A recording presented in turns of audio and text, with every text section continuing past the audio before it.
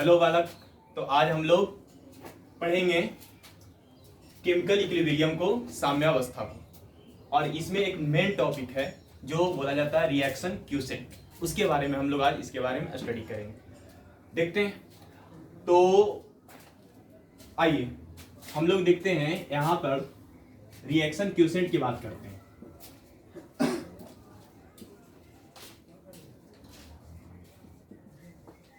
Reaction quotient, सबसे पहले मैं ये बता दूं इस टॉपिक के लिए कि ये टॉपिक उन विद्यार्थियों को ज़्यादा समझ में आने वाले हैं जो विद्यार्थी ली चैटेलियर्स का प्रिंसिपल और इसके कुछ बेसिक्स कॉन्सेप्ट जो पहले बताया गया केमिकल इक्विलिब्रियम उसके बारे में पढ़ रखे हैं। तो आज हम लोग देखते हैं रिएक्शन क्यूसेंट को किस तरीके से इतना आसानी से पढ़ा जाए और इतना आसानी से समझा जाए कि रिएक्शन क्यूसेंट से आने वाले हर क्वेश्चंस को हम लोग सॉल्व कर सकें। तो चलिए देखते हैं यहाँ पर रिएक्शन क्यूसेंट। इसे अगर बोलना चाहें तो हम लोग हिंदी में बोल सकते हैं अभिक्रिया की लब्धि। अभिक्रिया की लब्धि होता क्या है, तो इसको सबसे पहले हम लोग डिफाइन कर लेते हैं। होता क्या है, it is also the ratio of product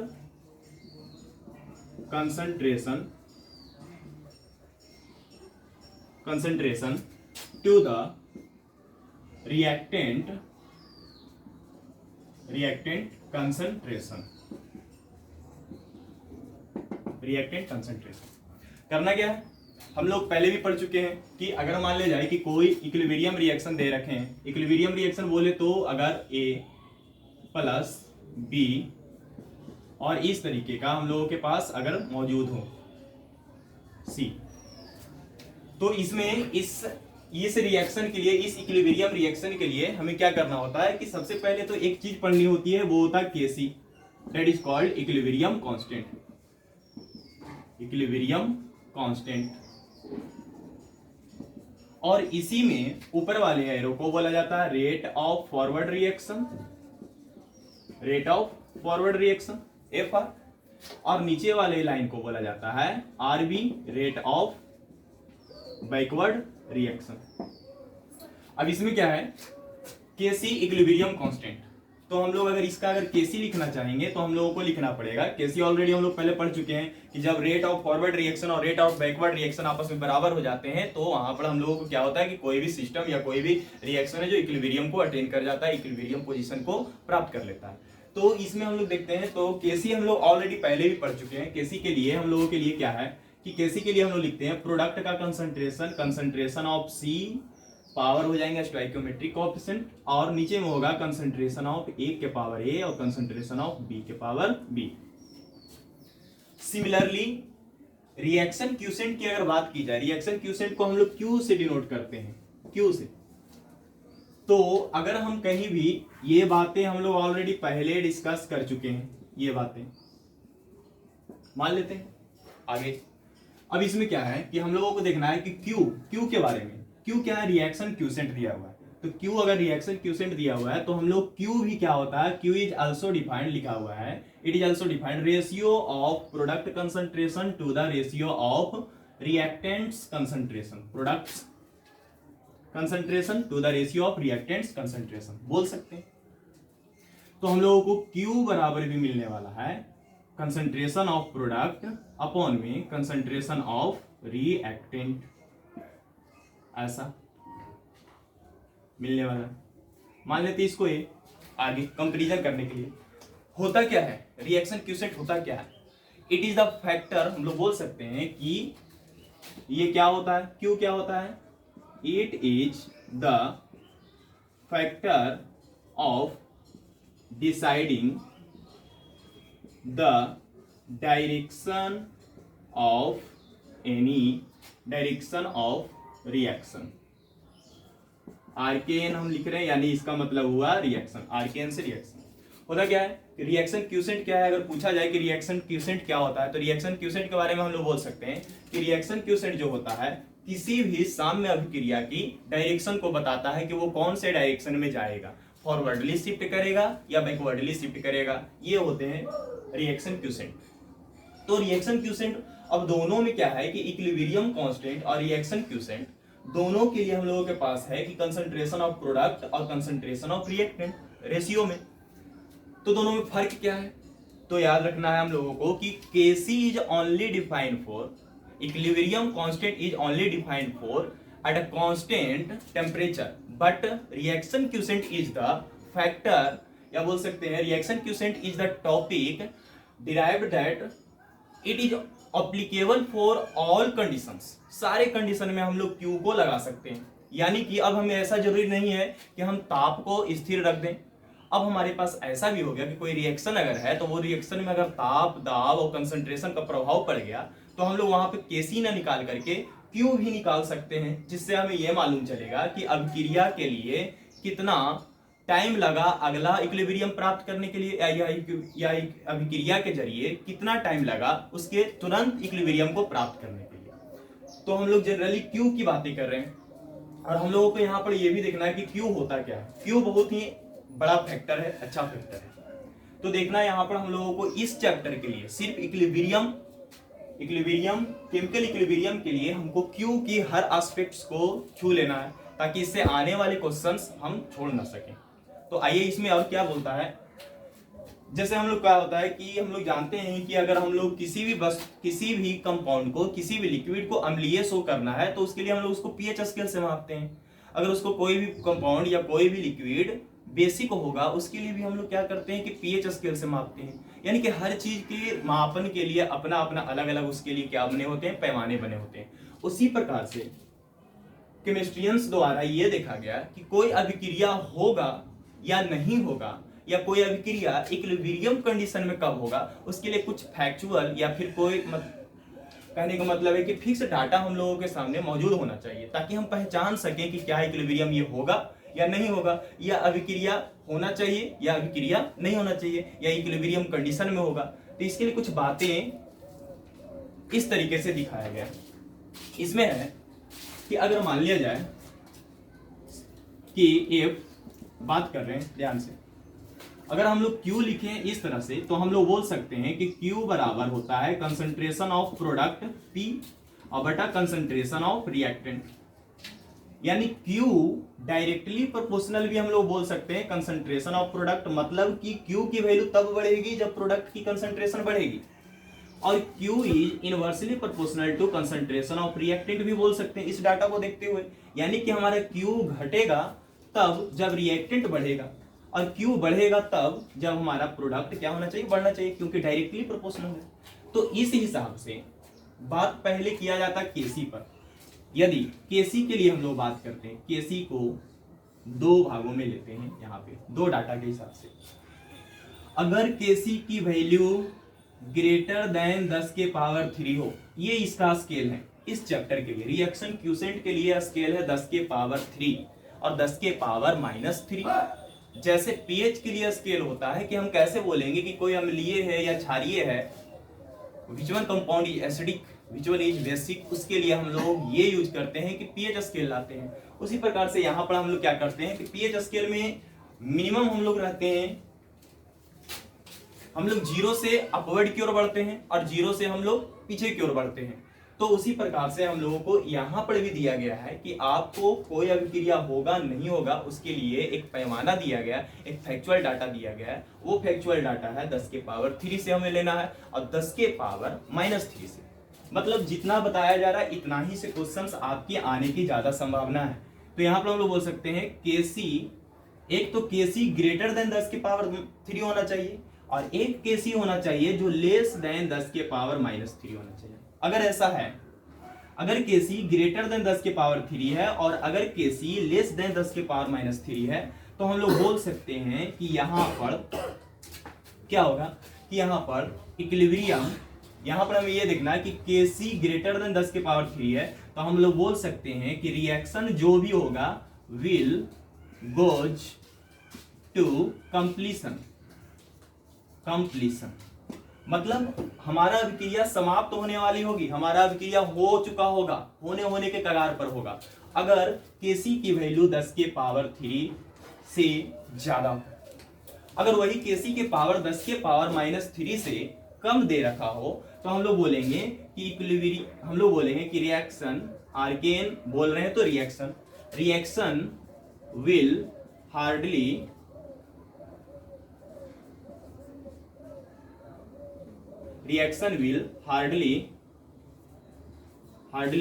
अकर।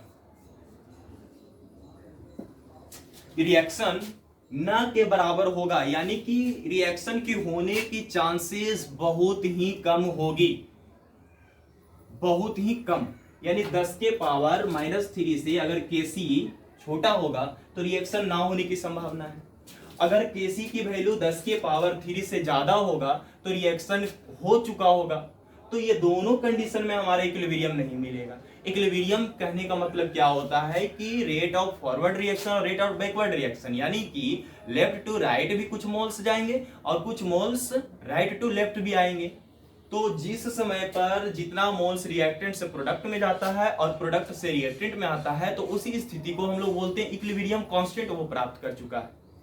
लेकिन ऐसी कंडीशन में हो तो अभिक्रिया लगभग समाप्त हो रखी होती है और ऐसी स्थिति में अभिक्रिया न के बराबर होती है, तो इक्विलिब्रियम तो ये दोनों कंडीशन में नहीं मिलेगा।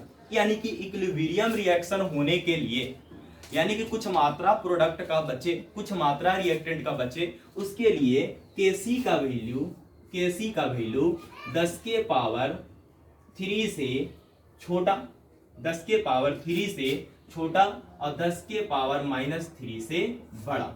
यानी कि 10 के पावर -3 और 10 के पावर 3 के बीच में अगर आ रहा डाटा, किनके बीच में? 10 के पावर -3 और 10 के पावर 3 के बीच में अगर डाटा आएंगे हमारा Kc का वैल्यू, तभी हम बोल सकते हैं कि वो अभिक्रिया रियल में इक्विलिब्रियम कंडीशन में हो रही थी। अब हम लोग क्या करते हैं, आगे बढ़ते हैं। अब हम लोग यहां पे रिलेशन लेते हैं कि आखिर Kc का रिलेशन हम Q के साथ लेते हैं। अगर कंडीशंस ऐसा आ जाए कि Q के लिए अगर हम Qp बोलेंगे तो इसे हम लोग बोलेंगे reaction quotient in term of partial pressure. अगर हम Qc बोलेंगे तो इसे हम लोग बोलेंगे reaction quotient in terms of concentration. यानी कि जब अलग अलग पार्शियल प्रेशर दिए हुए रहेंगे तो Qp लिखेंगे, सांद्रण दिया हुआ रहेगा तो Qc लिखेंगे। और इनके मुताबिक हम लोग क्या करेंगे कि अब यहां पर हम लोग एक कंडीशन निकालते हैं कि यदि Qc, मान लिया जाए कि Qc बड़ा हो जाए Kc से, और एक कंडीशन है कि अगर Qc बराबर हो जाए Kc के, और एक कंडीशन है कि Qc छोटा हो जाए Kc से। 3 कंडीशन आ सकते हैं हमारे पास। तो ऐसे वाले स्थिति में और ऐसे वाले स्थिति में होना क्या चाहिए अभिक्रिया के साथ? तो अभिक्रिया के साथ ये होगा कि अगर Qc ग्रेटर देन Kc होगा तो हम लोग बोल सकते हैं, क्या बोल सकते हैं कि Qc ग्रेटर देन Kc कब होगा, जरा ये सोचना है हमको। तो जरा यहाँ पे देखते हैं हम लोग, यहाँ पर Q की वैल्यू ज्यादा कब होंगे? जब हमारा प्रोडक्ट ज्यादा होगा। यानी कि इस स्थिति में प्रोडक्ट होना चाहिए ज्यादा और रिएक्टेंट क्या होना चाहिए? कम। क्योंकि अगर प्रोडक्ट ज्यादा होगा तब हमारा Q ज्यादा होगा, और इसे ज्यादा होने के लिए हमें डिवाइड मारना पड़ेगा कम से। यानी कि Qc को बड़ा शो करना है Kc से, तो Q बड़ा लेने के लिए प्रोडक्ट ज्यादा होना चाहिए, क्योंकि डायरेक्टली प्रोपोर्शनल है। बताइए ये छोटा कब हो जाएगा? जब हम ये बड़ा कर करके इससे डिवाइड करेंगे। इससे अगर ये वाला बड़ा रहेगा डिनोमिनेटर, तो हम लोग को डिवाइड करने पर क्या होगा कि जो वैल्यू मिलेगा वो कम मिलेगा। तो Q ज्यादा चाहिए, तो Q ज्यादा कब मिलेंगे हम लोग को? जब प्रोडक्ट ज्यादा होना चाहिए और रिएक्टेंट क्या होनी चाहिए? कम होनी चाहिए। तो उस हिसाब से प्रोडक्ट ज्यादा और रिएक्टेंट, हमारा रिएक्टेंट का कंसंट्रेशन कम होना चाहिए। अब सोचना है जरा कि अगर मान लिया जाए कि ये मार्कर में अगर ये प्रोडक्ट है और ये रिएक्टेंट है, तो ये प्रोडक्ट अगर ज्यादा हो जाएंगे तो ये हेवीली डॉप्ड हो जाएंगे, यानी कि ये थोड़ा सा इधर मात्रा ज्यादा हो जाएगा। अब हमारा इक्विलिब्रियम रिएक्शन क्या होने लगेगा वो देखना है। तो हम लोग क्या कर रहे हैं कि Qc ज्यादा यहाँ पे होना है, तो Qc ज्यादा होगा Kc से, तो हमारा प्रोडक्ट ऑलरेडी ज्यादा होगा। तो जब प्रोडक्ट ऑलरेडी ज्यादा होगा तो हमारा रिएक्शन है जो शिफ्ट करेगा अभिक्रिया, यानी कि इक्विलिब्रियम शिफ्टेड, इक्विलिब्रियम को हमें शिफ्ट कराना है। तो इक्विलिब्रियम शिफ्टेड किधर की ओर शिफ्ट करना चाहिए इक्विलिब्रियम को, तो equilibrium shifted concentration of product ज्यादा, यानी कि अभी अभिक्रिया हमारा क्या होगा कि प्रोडक्ट से रिएक्टेंट की ओर जाना चाहेगा, और जब प्रोडक्ट से रिएक्टेंट की ओर जाना चाहेगा तो हम लोग यहां पर बोलेंगे कि शिफ्टेड बैकवर्ड।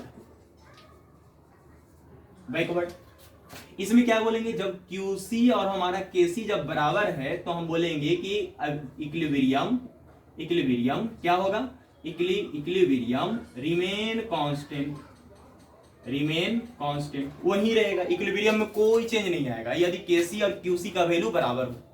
लेकिन QC छोटा हो जाए KC से, तो QC को छोटा होना है, रिएक्शन क्वोशिएंट को छोटा होना है, तो इसे बताइए ये वैल्यू छोटा कब होंगे, ये वैल्यू तब छोटा होंगे ना जब हमारा ये बड़ा होगा, डिनोमिनेटर बड़ा होगा, तो ये ज्यादा होगा तब ये कम होगा, यानी कि हमारा ऐसे स्थिति में रिएक्टेंट ज्यादा होगा और प्रोडक्ट क्या होंगे, कम होंगे।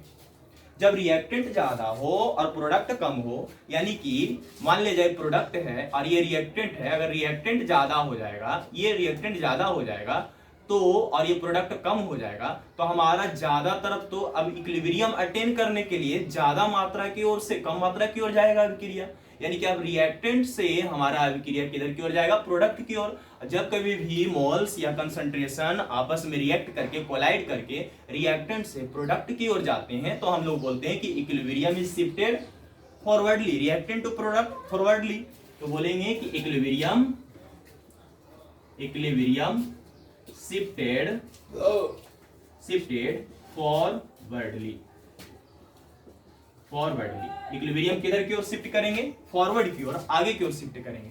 तो ये टोटल ऑल अबाउट कॉन्सेप्ट था कि हम लोग कैसे रिलेशन दे सकते हैं QC को KC से, KC को Q से, और Q क्या होता है, तो Q is nothing but the only the factor of deciding the direction of any chemical equilibrium.